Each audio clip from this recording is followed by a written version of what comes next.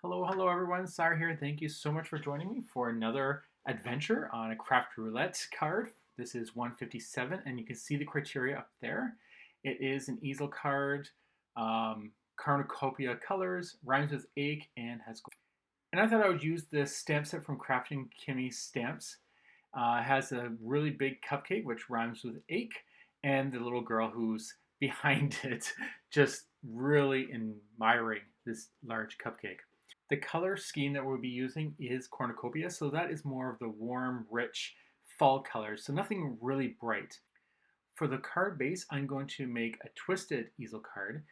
That is what Google told me. I don't know if that's the right name, but I thought it was pretty neat, so I'm going to stick with it.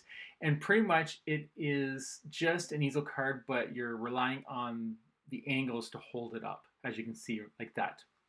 And the base is an 8.5 by 4.25. You fold that on the 4.25 line and then fold the left side again into a triangle, and then that creates your card.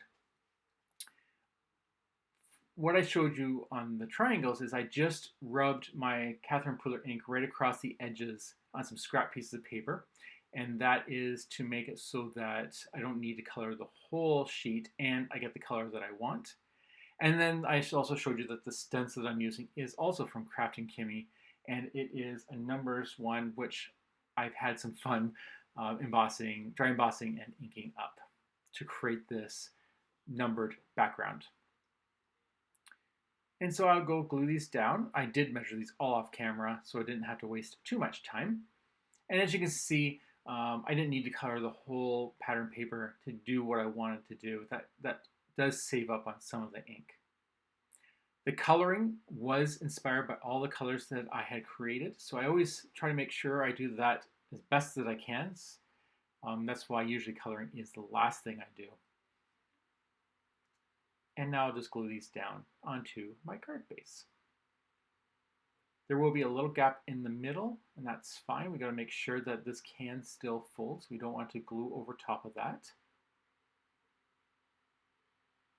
And then once that's done, we will attach our cupcake and little girl. And we just need to make sure that we don't glue the whole thing down. And we'll only need to glue on the bottom half of the card. So I'm just going to place it there, see where it fits, how it looks. I could have done a lot more with this. You could have added a grounded level so that she was standing on something, but I wanted to go simple. I was just wanting a nice simple easel card.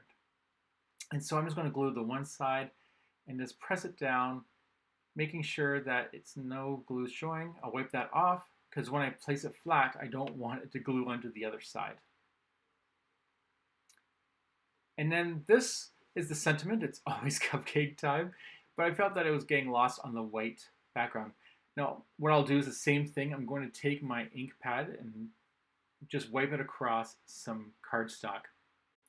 Now, you don't have to do this. I just find this the easiest and you get the nice true color. You can use an ink brush or any other type of method to get the ink on there.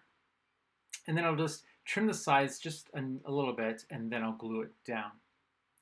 Now, other things that I was thinking about doing was embellishing the inside, putting some matte layers, or also taking the stamp and doing just a single stamp on the inside with the girl and the cupcake in this brown.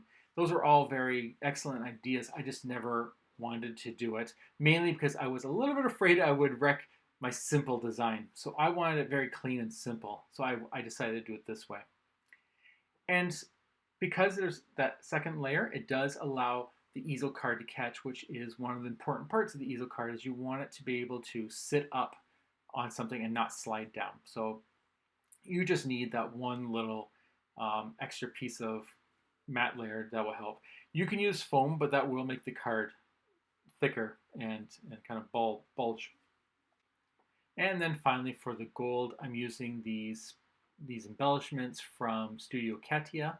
Of course, I was talking about not bulging the card, and by adding these, it's going to create a little bit of dimension. That's, if you mail these, you do have to be careful because they can scratch and stuff. But if you're just giving it to a friend, not a problem. And I think that they look really cute, like sprinkles on this cupcake.